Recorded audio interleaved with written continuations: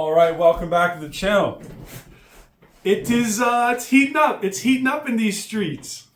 Ilia Topuria and Islam Makhachev have been going back and forth. And basically what started all this was Topuria. He's been talking on Twitter. He's been talking in a lot of interviews as well, saying how Makhachev's running, this and that. And especially for his upcoming Oliveira fight, he's like, I like Oliveira.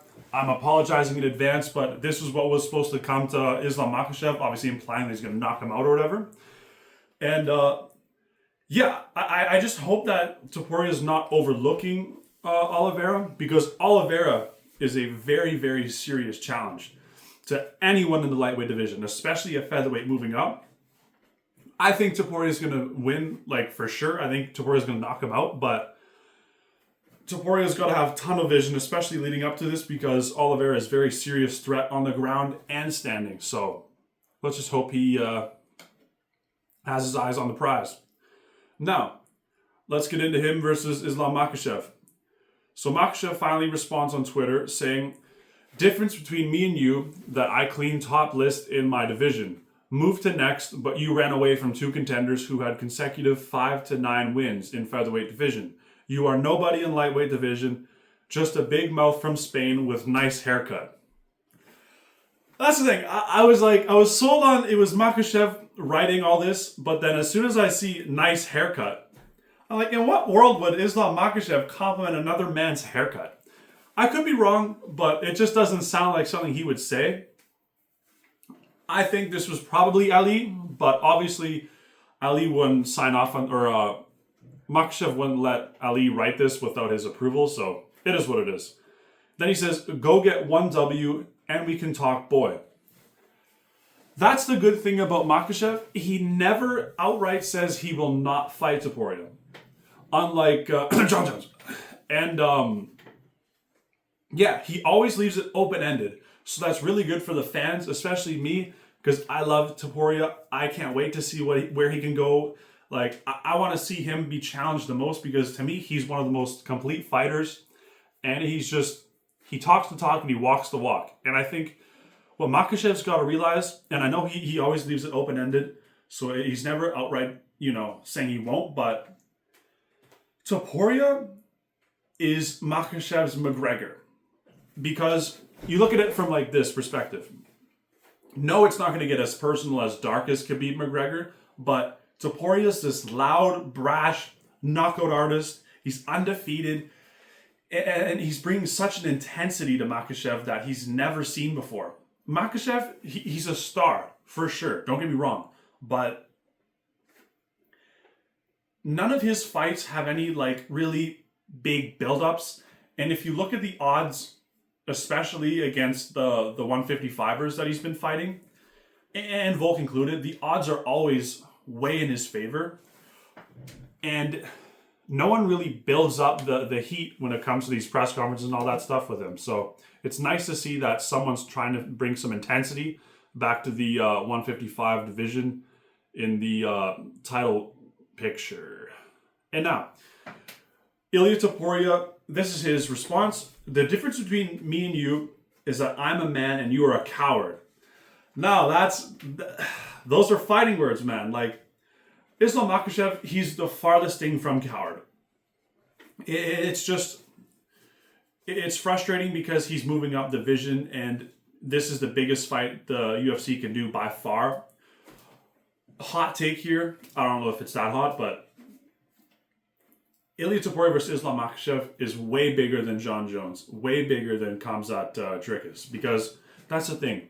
With both those other fights, Chimaev's a huge star, John Jones is a huge star, but the other opponents, they're stars, but they're just not superstars. It's not like, whereas this one, Topuria and Makhachev, they're both superstars, and it's getting so heated. It's going to be so intense. I know the Dricus-Chimaev fight is going to be intense as well, but I don't think it'll compare to this, especially since they're both from the similar regions in the Caucasus, and it's just, I think there's a long history of rivalry there as well, and I just think it makes for a perfect build-up. And then it says, "So you're a coward. I speak and fight, you talk and hide. Run away far, leaving no trace. And then Russian, it says, you're a little boy. I'm pretty sure I translated it. And yeah, no, this is awesome. This is awesome to see. But like I said, hopefully both of them are very focused on their upcoming fights, because I guarantee when Topuria wins, he's going to be calling out Makhachev. And obviously Makhachev's going to respond. But Makhachev's got a fight on his hands as well. You look at what Jack Della Maddalena did to Bilal. Bilal was looking like Randy from South Park. I didn't hear no bell. Like he's all like caught up and stuff, and you know it is what it is. Like Bilal's a warrior and all that, but Della Maddalena did a number to him. Aside from getting hit with those elbows when he was on the ground, Della Maddalena generally he wasn't that damaged, so I don't think he's going to take that long to recover. And Della Maddalena is definitely a lot more introverted. I don't think he needs the.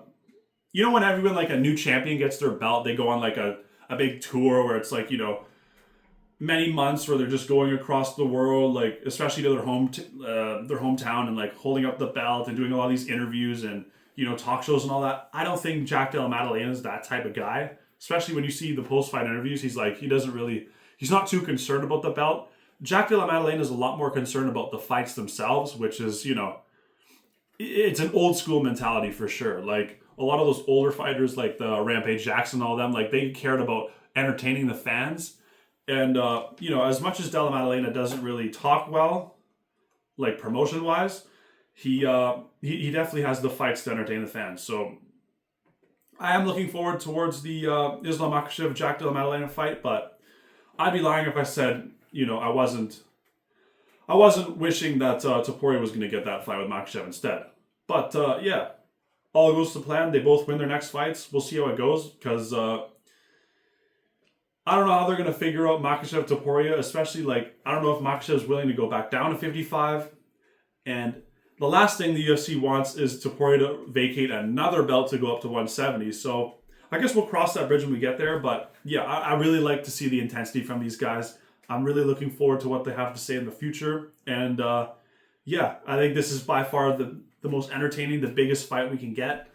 And hopefully we get it. Because UFC, they have let few super fights like Ngannou Jones. I'm pretty sure it's going to happen with Tom Aspinall Jones, Silva, GSP. Like a lot of these super fights that never happened. The UFC definitely needs to right the wrongs of the past and make sure they can do whatever they can to get this going. Because last thing I'd want to happen would both of them retire without stepping in the octagon with each other, because that would just be very disappointing. All right, and moving on. So Magomed Ankalaev also has something to say on Twitter. He says, guys, is there anyone in the lightweight division or light heavyweight division who's willing to fight me? Because Jiri and Alex do not want to fight. Now, there is a logical explanation to why both of them do not want to fight him at this time. Neither one of them are ducking. Neither one of them are afraid. Don't get me wrong. However, a lot of the people, especially like close sources to the Pereira camp and all that, are saying that, yes, he was called to fight Ankalaev on the International Fight Week 317, but Pereira was like, no, I can't do it. And, you know, a lot of the hack shit, people are calling bullshit. You know, I think at this point it's bullshit. I think 100% that was him. And obviously you got the call from the UFC or whatever. You know, I can't confirm that, but, you know, all signs are pointing there. I call it the hard worker's curse, right? Because it's great to get your bosses to like you and all that and do your best. And don't get me wrong, always do your best. But once they see you can take on a certain expectation and a certain load of work, they start stacking it up more and more and more and more and more and more and more to the point where it's like, it's happened to me. It's like, bro, like, what are we doing here? Like, I'm a human being. Like, you're treating me like a machine. Like, I appreciate the respect and all that, but like, you got to realize, like, I'm just one man. Same thing with Pereira. He saved so many cards. He saved them so many times, especially last year. And for them to just go and pull this shit, it's bullshit, man. It's bullshit. And Pereira had every right to say what he said on Twitter. And the UFC definitely should do right by him in the future, because he does not have long left in the sport. And the last thing the UFC wants to do is ruin another one of their relationships with their fighters. Because you look at the UFC's track record with their stars, especially with whatever the hell's going on with McGregor at this point, they need to do a lot better because they got to realize something. I know the UFC is a huge company these days, but the fighters is what built the UFC. Dana White, you can give him all the credit in the world, and yes, he did a lot for the sport. But the fighters, at the end of the day, if they had no fighters, the UFC would be nowhere. So they should, especially the people who are profiting off of them, should give them a lot more respect. And anyways, sorry, tangent. So Pereira, obviously he's vacationing, and it's just a short turnaround. He doesn't have long left in this sport. So the last thing you'd want to do is half-assed a fight at camp against Magomed Ankalaev. That's not what he would want to do. And, Magomed Ankalaev's got to realize it's more about like a respect thing to him, because if people are just walking in, a few weeks notice to fight you, then clearly they don't see you as a big threat. So a lot of these guys truly respect Magomed Ankalaev, and they're not willing to go in short notice because, it's a very dangerous fight. Sure, Ankalaev doesn't get finishes all the time, but, he's definitely, if not the hardest fight for anyone in that division, by far. And then, Alex, he definitely owes himself a full training camp back at home, with a lot better game plan going on, not just leg kicks.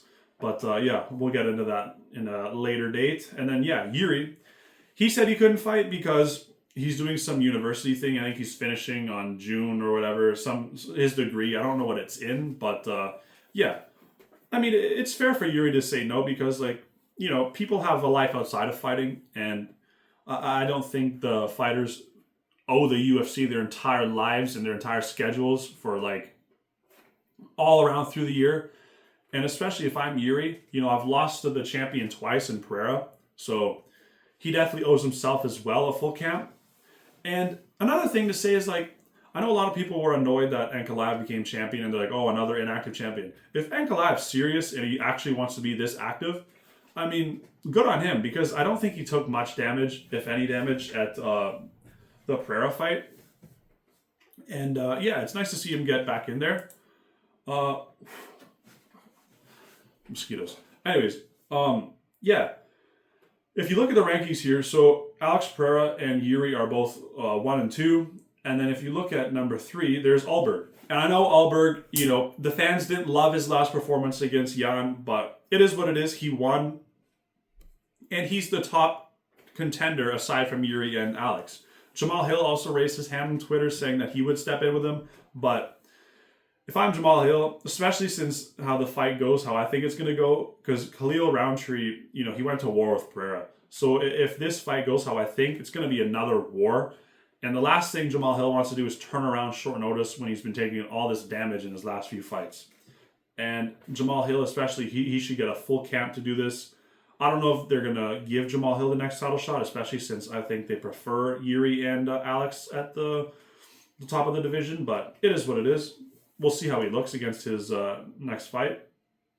And then, Jan Blachowicz, he's at number 5, but he's coming off a loss. And Dana White was pissed when Ankalaev and Jan fought. And I just don't think they want Jan at the top of the sport anymore because he is very old. I think he's over 40. And, there's only so much you can do with an over 40-year-old, especially who he doesn't really talk that much. He's not a big star. Obviously, if they brought a fight to Poland, that would probably be big numbers. But as far as globally, I don't think Jan's a huge star. Neither is Alberg, but Alberg's a lot younger than Blachowicz. And if Alex wants to stay, or Ankalaev wants to stay busy, by all means, fight against Alberg in maybe in the upcoming Abu Dhabi card. I don't know if I think there's one in July, but the October one, because I'm sure they're going to get another pay-per-view. And he can do that. If actually saying that though, Pereira's probably going to be ready by October. So I doubt that. But hey, if any time in between he needs to step up or whatever, I mean, Alberg's your guy. I don't know if he's willing to go step in on short notice, but if he is, by all means, get it going, because the UFC cards, especially, they're looking a lot better lately. But if you look at the past years or so, I would not hate to see a double championship that's not a flyweight or a female fight, let's say the welterweight Islam Makhachev Jack, and then on top of that it's Magomed and Ankalaev, you know, versus whoever. I think stacking the cards would be a really good idea, and I don't think that would be